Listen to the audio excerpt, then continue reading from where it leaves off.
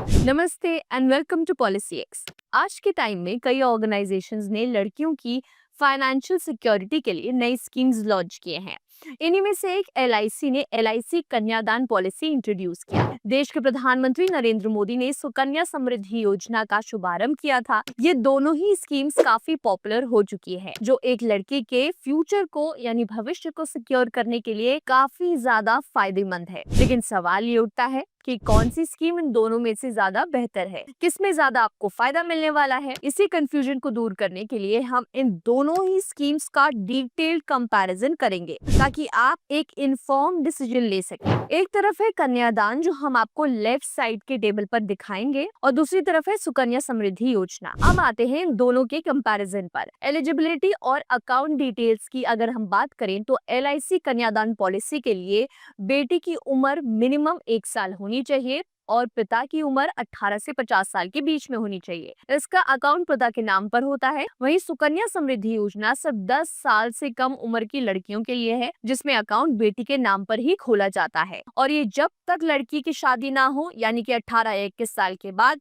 तब तक चलता रहता है। LIC कन्यादान पॉलिसी इंडियन रेजिडेंट और NRI दोनों के लिए अवेलेबल है, जबकि सुकन्या समृद्धि योजना सिर्फ इंडियन रेजिडेंट के लिए है। LIC कन्यादान पॉलिसी में इन्वेस्टमेंट की कोई अपर लिमिट नहीं है, जबकि सुकन्या समृद्धि योजना में हर फाइनेंशियल ईयर 250 से 1.5 लाख तक आप डिपॉजिट कर सकते हैं। LIC कन्यादान पॉलिसी एक लाइफ इंश्योरेंस प्लान होने के कारण अगर पॉलिसी होल्डर की डेथ हो जाए तो प्रीमियम हटा दिए जाते हैं और बेटी को फाइनेंशियल सपोर्ट मिलेगा। इसके अलावा 3 साल तक प्रीमियम भरने के बाद लोन भी आप ले सकते हैं। वहीं सुकन्या समृद्धि योजना में प्रीमियम वेवर और लोन फैसिलिटी अवेलेबल नहीं है। सुकन्या समृद्धि योजना एक सेविंग स्कीम होने की वजह से 7.6% का एनुअल कंपाउंड इंटरेस्ट देती है, जो लॉन्ग टर्म सेविंग्स के लिए काफी ज्यादा फायदेमंद है। LIC कन्यादान पॉलिसी एक इंश्योरेंस प्लान है, इस वजह से इस पर इंटरेस्ट रेट एप्लीकेबल नहीं होगा। दोनों स्कीम मैच्योरिटी पर फुल पे आउट देती है, लेकिन LIC कन्यादान पॉलिसी में पॉलिसी टेन्योर के एंड पर एक लमसम मैच्योरिटी अमाउंट मिलता है, जबकि सुकन्या समृद्धि योजना में मैच्योरिटी बेनिफिट फिक्स रूल के हिसाब से मिलते हैं।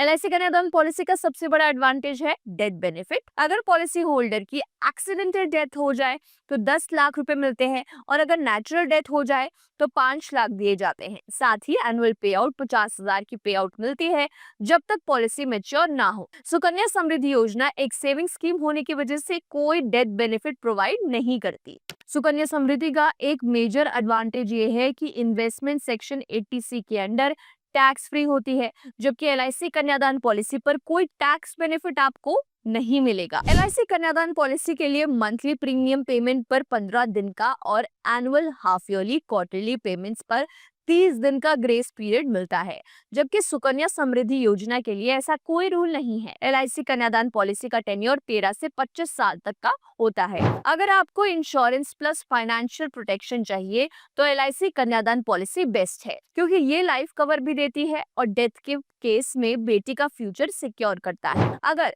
आपको गारंटीड सेविंग्स, हाई इंटरेस्ट और टैक्स बेनिफिट चाहिए तो सुकन्या समृद्धि योजना एक काफी अच्छा ऑप्शन है। दोनों स्कीम्स अपनी जगह बेस्ट हैं, बस आपको अपनी जरूरत के हिसाब से सही डिसीजन लेना है। अगर आपको ये वीडियो पसंद आया हो तो हमें लाइक और सब्सक्राइब जरूर करें और पॉलिसी एक्स से इंश्योरेंस लेने के लिए डिस्क्रिप्शन बॉक्स में दिए गए लिंक पर क्लिक करें। Till then, bye bye and take care.